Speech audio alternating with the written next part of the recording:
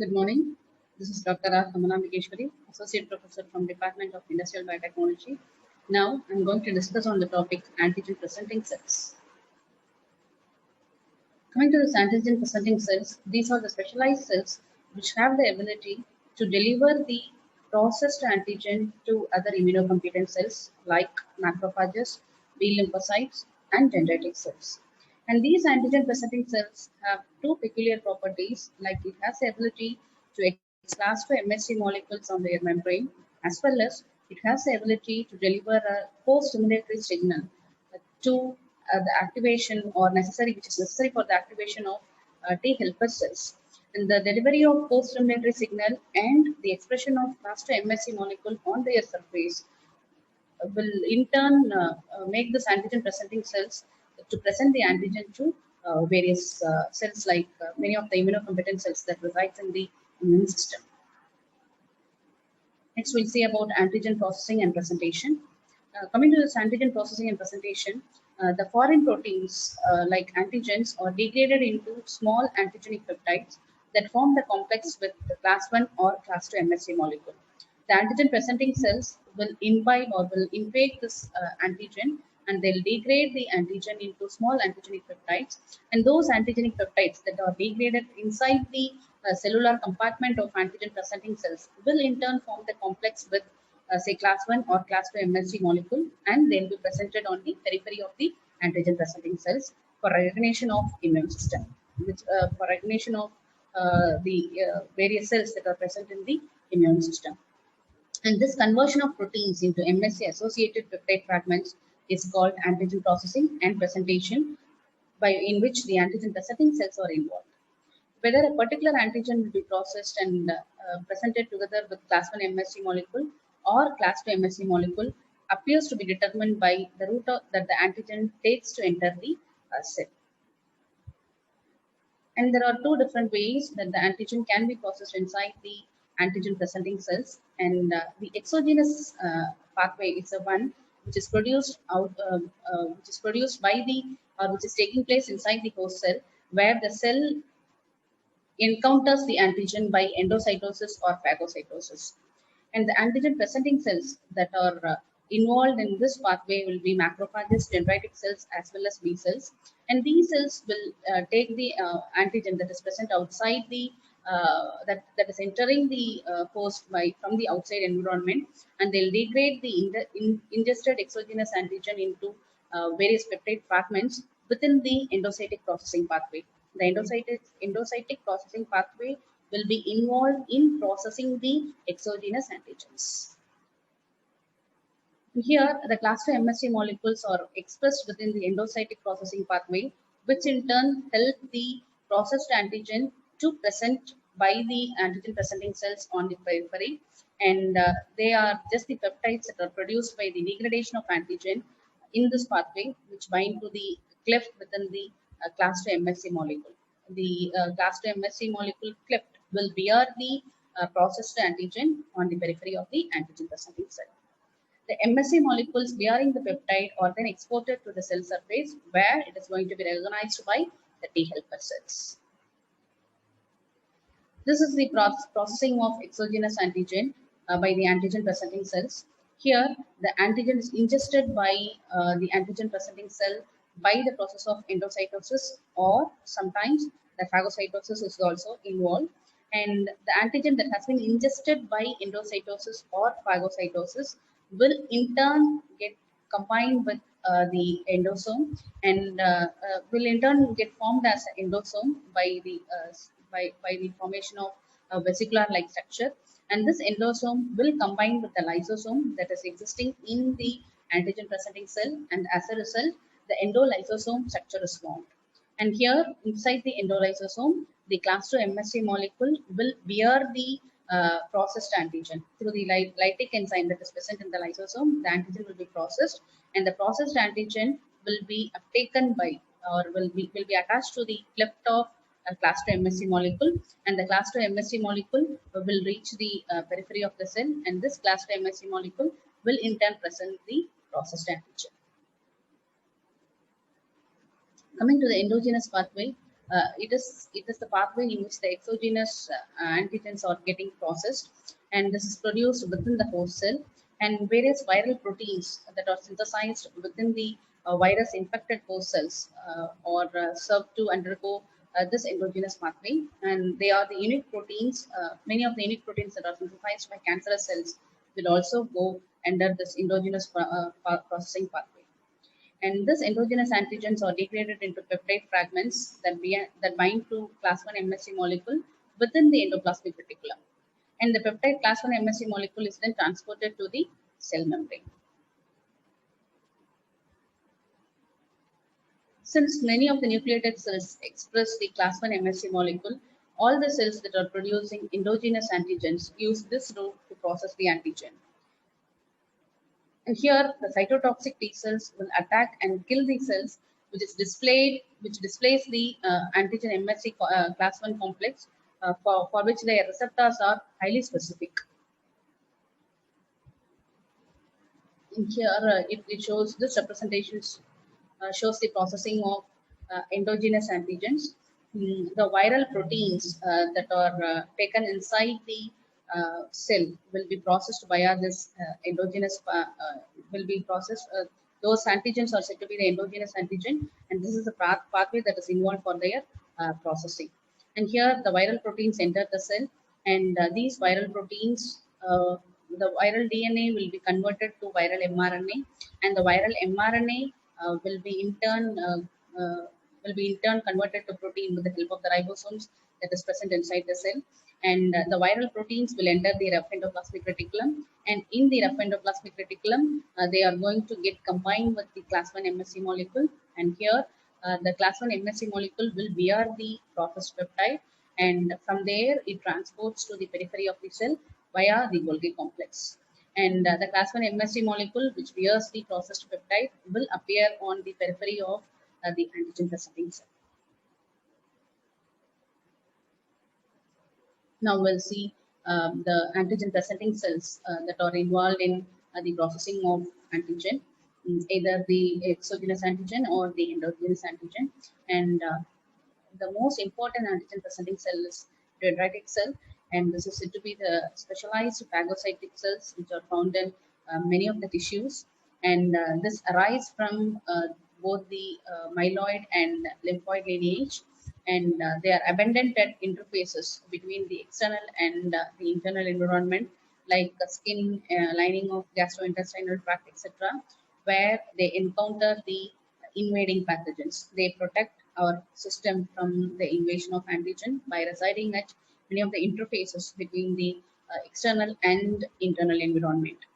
And they are actively motile. They continuously sample the surroundings by endocytic processes. They'll just go for phagocytosing the antigens that enters the system from the outside environment, and hence they'll process the antigen, and they are just useful for protecting the system from adverse environment like invasion of many microbes. And these dendritic cells are efficient at active phagocytic processes. And there are different types of dendritic cells like Langerhans cells, dermal dendritic cells, melanocytes, and Merkel cells. And depending upon the site of their residence, they are classified into different types, like all these different names like Langerhans cells, dermal dendritic cells, melanocytes, and Merkel cells. Coming to Langerhans cells, they are present in the epidermis, dermis, thymus, tonsils, lymph nodes, epithelium of oral and genital mucous membranes. So the Langerhans cells resides in all this different sites, and they are derived from mesenchymal precursors, and they are mainly derived from bone marrow only, and they constitute about 2% to 8% of total epidermal cell population. Next is about the dermal dendritic cells. They are the non-indigenous dendritic cells, which are the precursors, and they are characterized by highly developed plasma-like appearance, highly developed endoplasmic reticulum, and they'll serve the they will protect the system from various microbes that enters the system via skin. And they have a cutaneous immune mechanism, especially in antigen presentation. And they stimulate the T cell for cell-mediated immunity, in which the T cells are highly involved, and they also undergo phagocytosis, and they are necessary for regulation of epidermal differentiation. And next is about the melanocytes. The dendritic cells that synthesize and secrete melanin containing organelles, which is said to be the melanosomes or the melanocytes. These melanocytes are responsible for the secretion of melanin, which protects our skin. And the melanocytes are more abundant in skin of face and also in male genital organs. And as a rule, the greater amount of melanin is present in basal keratinocytes than in melanocytes. Next is about the Merkel cells. They go for the type 1 mechanoreceptors in sites of highly tactile sensitivity. The melanocytes are characterized by highly tactile sensitivity, and they are basically present at the basal layer of epidermis, and they are also in hair skin and glabrous skin of digits, lips, regions of oral cavity, and also at the outer root sheath of hair follicle. They may enhance or they may induce the excitability of sensory nerve endings via release of neuropeptides. And these Merkel cells are responsible for for the protection of, say, axons of the neurons. Next is about the macrophages. These macrophages are also one of the important antigen presenting cells. And as like dendritic cells, they are called by different names depending upon their site of their presence or depending upon their location. And these macrophages are the tissue cells which are derived from the bone marrow. The hematopoietic stem cell serves as a precursor for the macrophages also. And it is also present in yolk sac as well as it is present in fetal liver during the development of the fetus. And these macrophages have different lifetime, different half-life, depending upon the site of their presence. In case of blood, the monocytes will have the half-life of about 1 day. The monocytes are said to be the precursors of the macrophages, which is often in circulation during the circulation of blood. And the tissue macrophages have higher half-life, which is compared with when we compare that with the blood monocytes. And the tissue macrophage half-life is about several months, or and it may be up to several years also.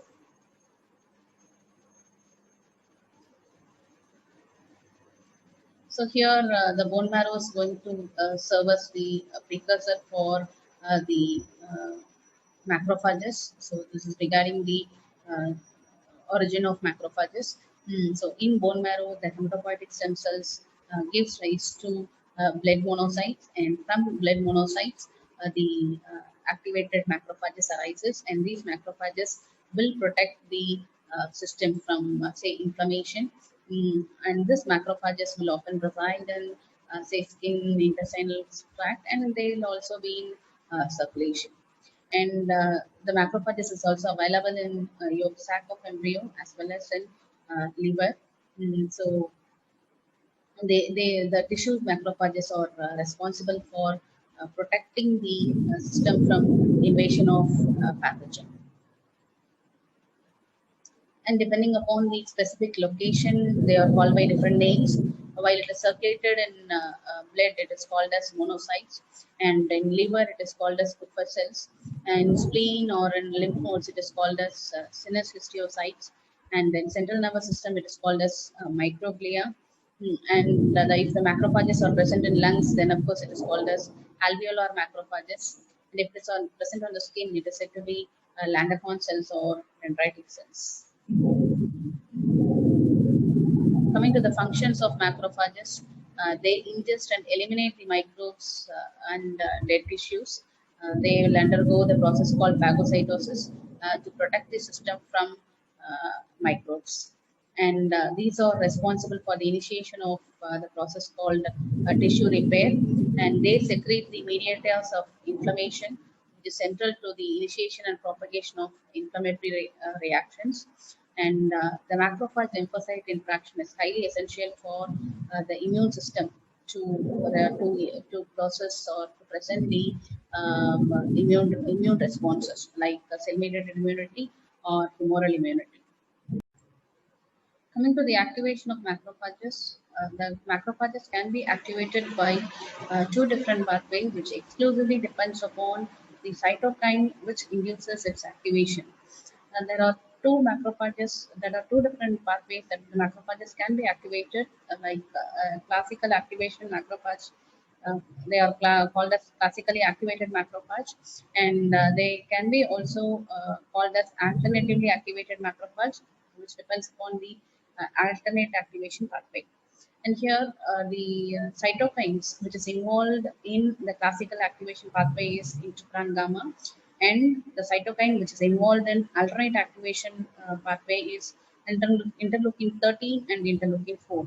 So once the macrophage is activated by interferon gamma, then of course they undergo the classical activation pathway, and while the macrophage that has underwent the classical activation pathway, they are called as classically activated macrophages. And here, the reactive oxygen species, the nitric oxide, and various lysosomal enzymes can be released by the macrophage, which is involved in phagocytosis and killing of many bacterial and fungal pathogens. And the classically activated macrophage may also produce various cytokines like interleukin 1, interleukin 12, interleukin 23, and several chemokines, which is involved in inflammation. And while the macrophage is activated by the alternate activation pathway, then of course it is said to be an alternatively activated macrophage. And here, the macrophage may in turn produce several growth factors and tumor growth factor beta, which is involved in tissue repair as well as in fibrosis. And the alternatively activated macrophage may also sometimes produce interleukin 10 and tumor growth factor beta, which have their effects in many of the anti-inflammatory immune responses. Coming to the classical activation, the macrophage is activated by, say, interferon gamma. And here, while the macrophage has been activated by receiving the stimulus, co-stimulatory signal from T cell, and by receiving the interaction with the cytokine like interferon gamma, they have the ability to synthesize nitric oxide and many reactive oxygen species, which in turn provoke the pro-inflammatory responses, and which is also involved in secreting many of the cytokines like tumor necrosis factor alpha.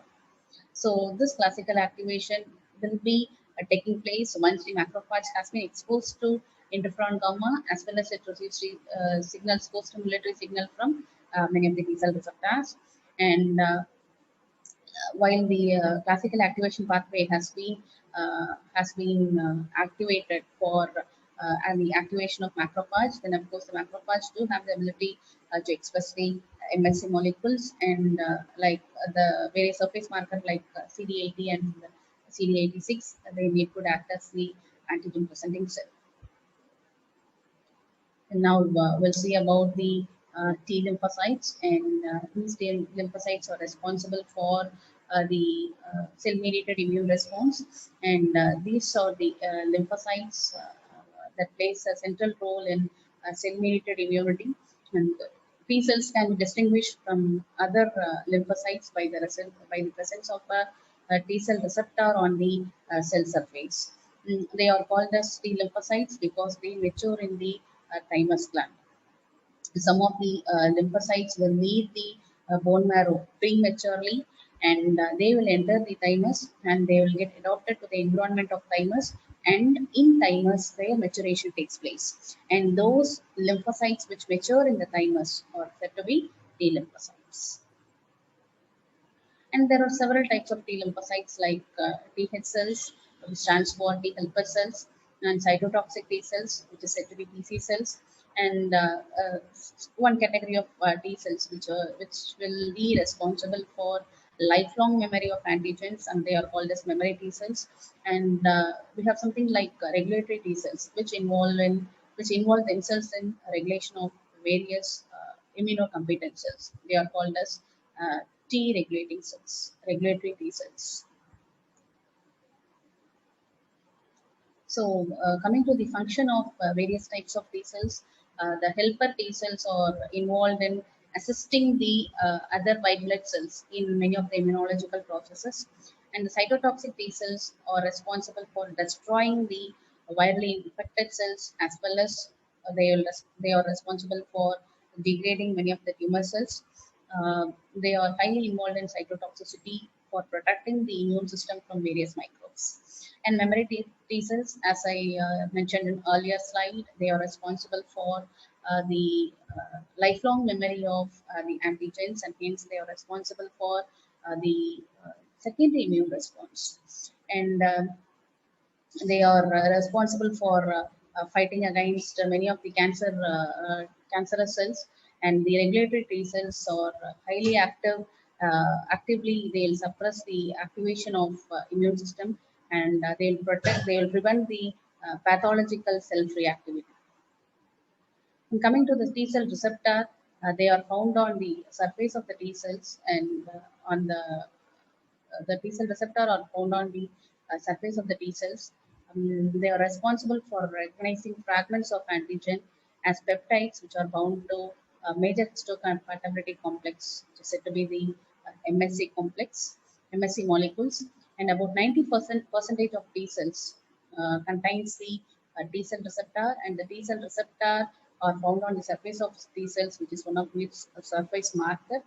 And the T cell receptor consists of an alpha chain and a beta chain. Generally, the T cell receptors consist of alpha chain and a beta chain. And 5% of T cells, the 5% of T cells contain the T cell receptor with say gamma and delta chain, but the presence of gamma and delta chain is very rare. About 5% of T cells only possess the T cell receptor, which is consisting of gamma and delta chain. Generally speaking, 95% of T cells contains only the T cell receptor with alpha chain and beta chain. And these T cell receptors are responsible for recognizing the fragments of antigen, which is going to be presented with the major histocompatibility complex. Coming to the structure of the T cell receptor, they consist of a variable alpha chain and beta chain, which I have already mentioned. And each chain is composed of two extracellular domain, like a variable region and a constant region. And the constant region is proximal to the cell membrane. That means it is being attached to the cell membrane, which is followed by a transmembrane region and a short cytoplasmic tail, while the variable region binds to the peptide MHC molecule. They'll be on the extracellular surface, and they are similar to FAB region of antibody structure. That means the variable region of this T cell receptor will resemble with the fragment of antigen binding region of the antibody structure. This is the structure of the T cell receptor, which is found on the surface of the T cell. So it has the variable domain. Basically, it consists of two chain, like alpha chain and beta chain, and the variable domain and constant domain are present both in alpha chain as well as in beta chain. The variable region of alpha chain is designated as V alpha, and the variable chain of beta chain is designated as V beta. And the constant region of alpha chain is said to be C alpha, and the constant region of beta chain is said to be C beta. Here, as like the antibody, we have disulfide bond for integrating the alpha chain and beta chain, and for connecting the domains also. And here we have a transmembrane segment of the T cell receptor, which spans the T cell plasma membrane, and the cytoplasmic tail hangs on the cytoplasm of T cell, which is going to which is going to impede the T cell receptor on the surface of the T cell. This regarding the T cell maturation. So all T cells that originate from hematopoietic stem cells in the bone marrow, and the earliest thymocytes express neither CD4 or CD8, and are therefore they are categorized as double negative cells, CD4 minus, CD8 minus cells. And once the maturation is in progress through their development, they become double positive thymocytes, CD4 and CD8, and finally they mature to single positive, either CD4 or CD8 cells, and then they are released from the thymus to the peripheral tissues. About 98% of thymocytes die during the development process in the thymus itself.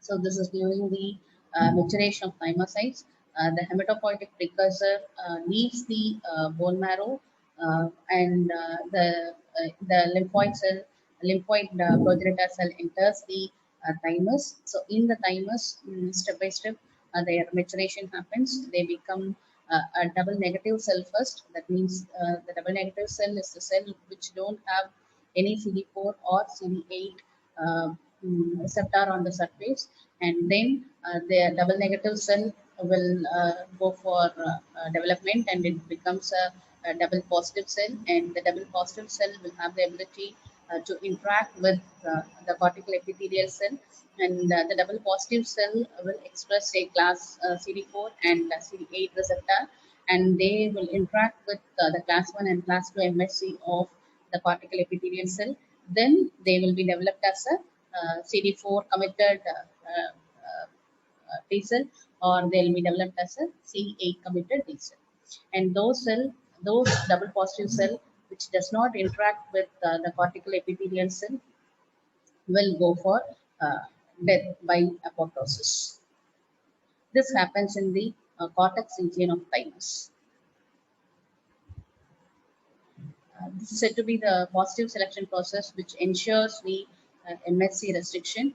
The T cell precursor will rearrange the T cell receptor genes, and while the rearrangement of T cell receptor genes takes place in the T cell, and while the rearrangement gets complete, then the T cell receptor will appear on the surface of the T cell, and they do have the ability to express the CD4 and CD8 surface marker, and the positive selection of cells will be done while the double positive cell interacts with, say, the class 1 MSC or class 2 MSC of the epithelial cell, especially the cortical epithelial cell, and those cells that doesn't interact with the cortical epithelial cell will die by apoptosis.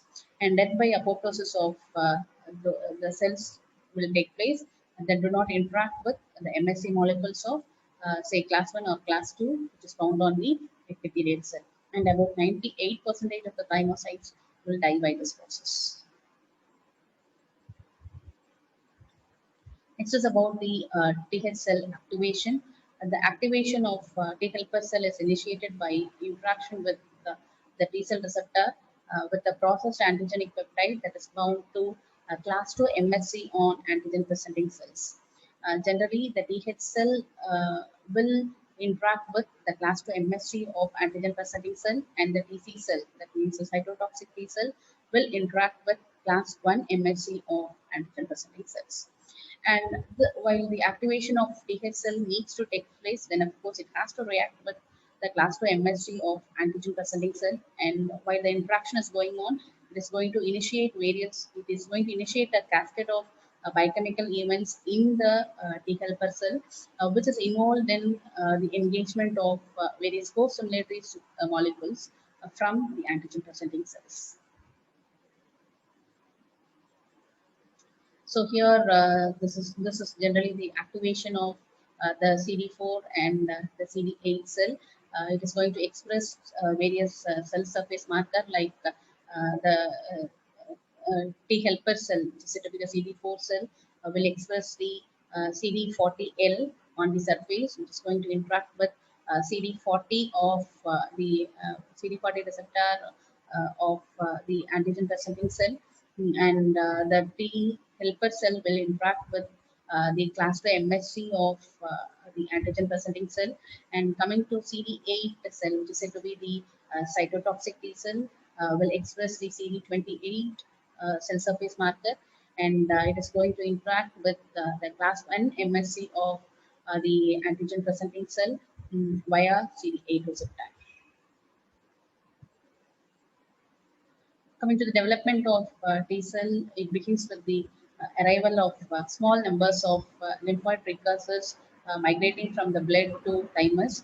And when they arrive in the thymus, the T cell precursors will not have the ability to express many of the surface markers like CD3, CD4, and CD8. And in such a situation, they are called as double negative cells, and they won't also express, say, RAG1 and RAG2 that are necessary for the gene rearrangement of various T cell receptors. And during 3 weeks of development, the differentiating T cells pass through various stages of development based on the surface phenotypes. This is regarding the development of T cell. The hematopoietic stem cell will have will get transformed into a common lymphoid precursor, and they migrate to the thymus, and the T cell precursor arises, and the T cell precursors will become developed into a double negative cell, and the double negative cell on interaction and on subsequent development, they will be formed as a double positive cell, and the double positive cell will interact with the cortical epithelial cell, and they will be developed as a single positive T cell like CD4 T cell or CD8 T cell, which is said to be the CD4 T cell is said to be the T helper cell, and the CD8 cell is said to be the cytotoxic T cell or 3C cells.